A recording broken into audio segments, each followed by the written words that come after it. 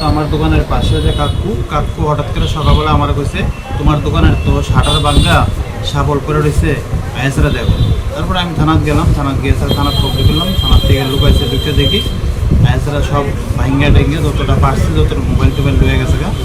এবং লোকটারা দেখে মনে হচ্ছে মানে মার্কেটের মধ্যে দেখছি কিন্তু কোথাও কইতে পারি না। যেন সামনে লাইভ ডিমো আসলো, লাইভ ডিমোটা নিচে গা দোকানে দেখে আবার ব্যাগ সহকারে ব্যাগ লয়ে গেছে, ব্যাগ দিয়ে মাল লয়ে গেছে। কয়জন লোক আসলো আপনি? একজন দেখছি তো, একজনে সিসিতে মোটামুটি যতটা দেখছি একজন লোক আসতো। মানে চিনতে পারছেন নি আপনাদের? না, চিনতে পারছি না।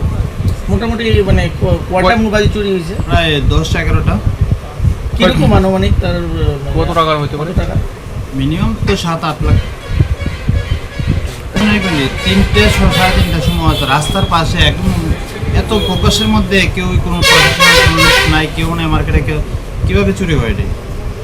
আনুমানিক চুরি কটার দিকে মানে কটার দিকে হলো চুরিটা? এই 3টার থেকে 3:15-16-র মধ্যে। পুলিশে জানাইছেন না? পুলিশে জানাইছি, পুলিশে দেখছে, দেখে তারা সাবলটা লয়ে গেছে। আচ্ছা ঠিক আছে, দেখি আর কিছু করা যায় কিনা। কিন্তু আর বাকি তো আর কোনো কিছু তারা করলো না, বলে কোনো কিছু ইনকোয়ারি করা, কুকুর টুকুর নিয়ে এসে তারা কিছু না, তারা সাবলটা হাতে করে লয়ে গেছে পুলিশে গেছে। তেলিয়াম ওরা মানে কি এত রোডের পাশে একদম থানার থেকে কতটুকু দূরে, একদম কাছে তো।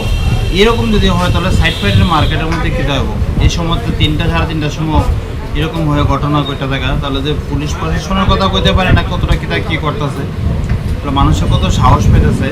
ইয়ার থেকে হয়তো থানার থেকে হতে না 200 মিটার দূরে এই অবস্থা, তাহলে সাইডের উপরে কী হবে? আপনার রঞ্জন ভান্ডারী, মোবাইলের দোকানের নাম ভান্ডারী মোবাইলস।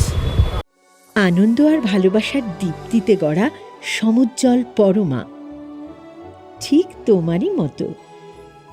শ্যাম সুন্দর কোম্পানি জুয়েলার্স, আগরতলা, উদয়পুর, ধর্মনগর, কলকাতা।